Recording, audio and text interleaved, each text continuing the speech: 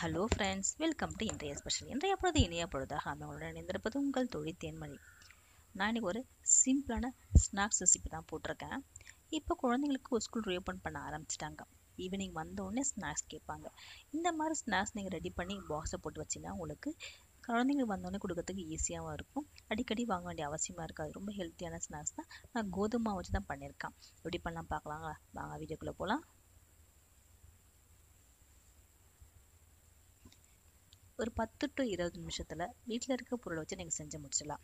இதுக்கு நான் முதல்ல ஒரு மிக்ஸி ஜார் எடுத்துக்கிறேன். இதில் 3/4 கப் ரவை எடுத்துருக்கேன். எந்த கப்பில் நான் கோதுமை மாவு எடுக்கணும் அதே கப்பில் ரவை 3/4 கப் எடுத்துருக்கேன்.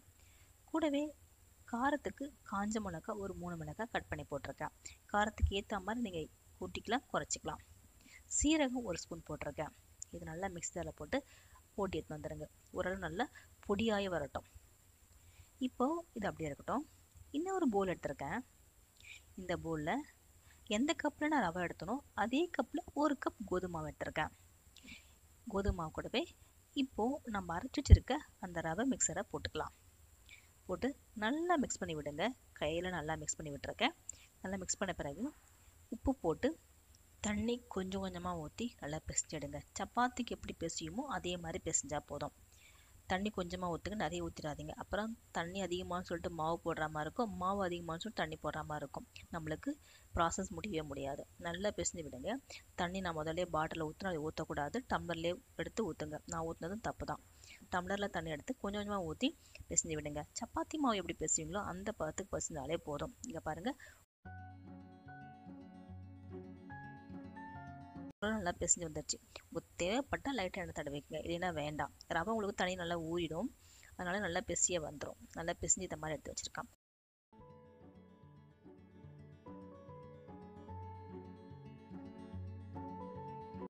ஒரு 15 மினிட்ஸ் அப்படியே விட்டுடுங்க. நல்லா பதம் வரட்டும். 15 மினிட்ஸ் இடையில உங்களோட வேலையெல்லாம் நீங்கள் முடிச்சுட்டு வந்துடலாம். இப்போது சப்பாத்தி தட்டுறக்கல் எடுத்துக்கலாம். சப்பாத்தி தட்டுறக்கல்ல கொஞ்சம் மேலே கோதுமை மட்டும் ஸ்ப்ரெட் பண்ணிவிடுங்க. இதை நான் 2 பாகமாக பிரிஞ்சுக்கிறேன். எடுத்துருக்கிறதுக்கு எவ்வளோ இருக்குன்னு காமிக்கிறேன் பாருங்கள் உங்களுக்கு. இதை 2 பாகமாக பிரித்து ஒன்று சப்பாத்தி மாதிரி பெருசாக திரட்டிட்டேன். நல்லா திரட்டிடுங்க. நல்லா திரட்ட வரும். உங்களுக்கு ஒட்டிக்குன்ற பயம்லாம் வேண்டாம். உங்களுக்கு இந்த திக்னஸ் இருக்கட்டும். அப்போ தான் உங்களுக்கு புரிஞ்சு வரதுக்கு ஈஸியாக இருக்கும். ரொம்ப மெல்லிசாக இருந்தாலும் கரிஞ்சு போயிடும், ரொம்ப திக்காக இருந்தாலும் நல்லா புரிஞ்சு வராது, கிறிஸ்பியாக இருக்காது. இந்த திக்னஸுக்கு நான் எடுத்து வச்சுட்டேன். இப்போ இதை நான் கட்டர் வச்சு கட் பண்ண போகிறேன். உங்கள்கிட்ட கட்டர்லாம் பரவாயில்ல, நைஃப் கூட வச்சு கட் பண்ணிக்கலாம். நம்மளோட இஷ்டம் தான். கட்டர் வச்சு இந்த மாதிரி மெல்லிஸாக கட் பண்ணி எடுத்துட்டேன். இந்த மாதிரி பாருங்கள், நீட்டாக கட் பண்ணிவிட்டு இதையும் குறுக்குள்ளேயும் ஒரு கட் போட்டுட்டேன். அப்போ எனக்கு பெருசாக கிடைக்காது. ஏன்னா பெருசாக கிடைச்சா வானலை பொரிக்கிற அளவுக்கு எனக்கு வானல் கிடையாது என்கிட்ட. இந்த மாதிரி கட் பண்ணி எடுத்துட்டேன். இதை நீங்கள் தோசை கரண்டி அப்படிலாம் இந்த மாதிரி கரண்டி நான் வச்சு இப்படி எடுத்து விட்டிங்கனாலே ஈஸியாக அழகாக வந்துடும்.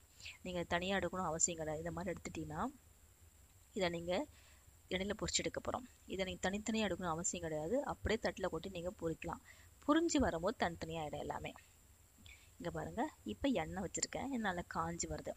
காஞ்சி வரும்போது இதை நல்லா மீடியம் ஃப்ளேமில் வச்சுட்டு இதில் போட்டு பொரிச்சிடலாம். போடும் போது பாருங்கள் எல்லாம் ஒட்டி தான் இருக்குது.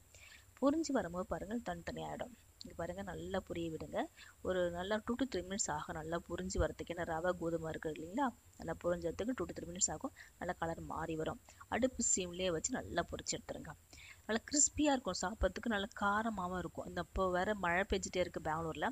டீ டைமுக்கு சூப்பராக இருக்கும் சாப்பிட்றதுக்கு. இதுக்கு நீங்கள் தேவைப்பட்ட மிளகு கூட போட்டுக்கலாம்.